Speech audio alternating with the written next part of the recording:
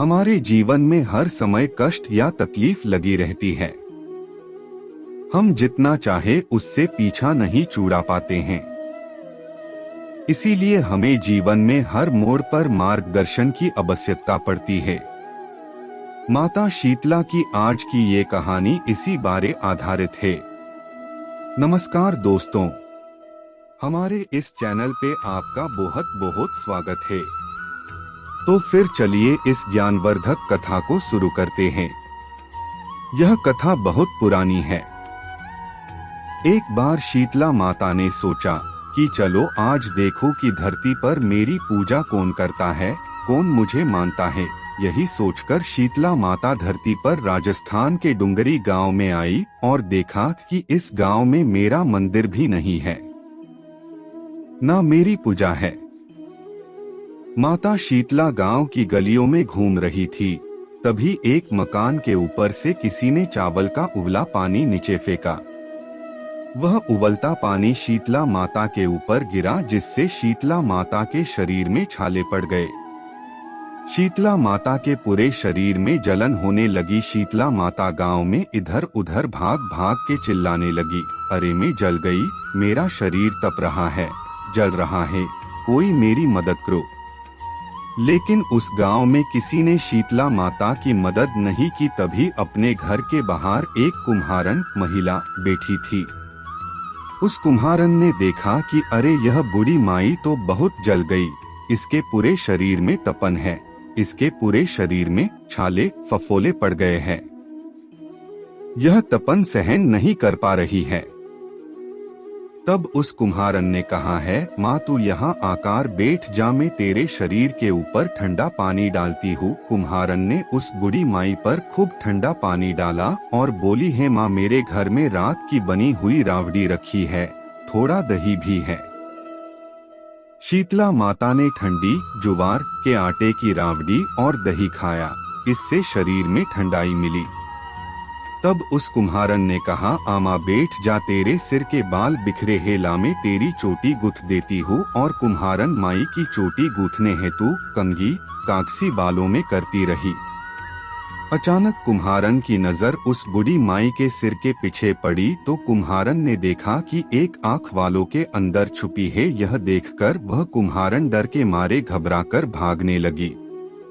तभी उस बूढ़ी माई ने कहा, रुक जा बेटी, तू डर मत, मैं कोई भूत प्रेत नहीं हूँ, मैं शीतला देवी हूँ। मैं तो इस धरती पर देखने आई थी कि मुझे कौन मानता है, कौन मेरी पूजा करता है। इतना कह माता चार भुजा वाली हीरे जवाहरात के आभूषण पहने, सिर पर स्वर्ण मुकुट धारण किए अपने असली रूप में प्रकट हो गई। माता के दर्शन कर कुम्हारन सोचने लगी कि अब मैं गरीब इस माता को कहाँ बिठाऊं।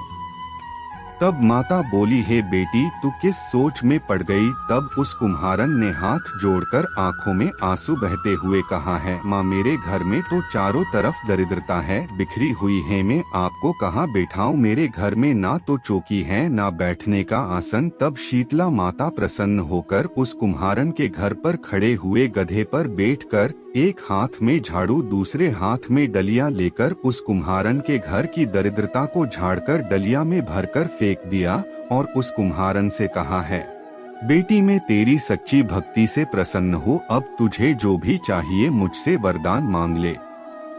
तब कुम्हारन ने हाथ जोड़कर कहा है, माता मेरी इच्छा है, अब आप इसी डुंगरी गांव में स्थापित होकर यही रहो और जिस प्रकार आपने मेरे घर की दरिद्रता को अपनी झाड़ू से साफ कर दूर किया, ऐसे ही आपको जो भी होली के बाद की सप्तमी को भक्ति भाव से पूजा कर आपकी ठंडा जल दही व वासी ठंडा भोजन चढ़ाए, उसके घर की दरिद्रता को साफ करना और आपकी पूजा करने वाली नारी जाति महिला का अखंड सुहाग रखना, उसकी गोद हमेशा भरी रखना।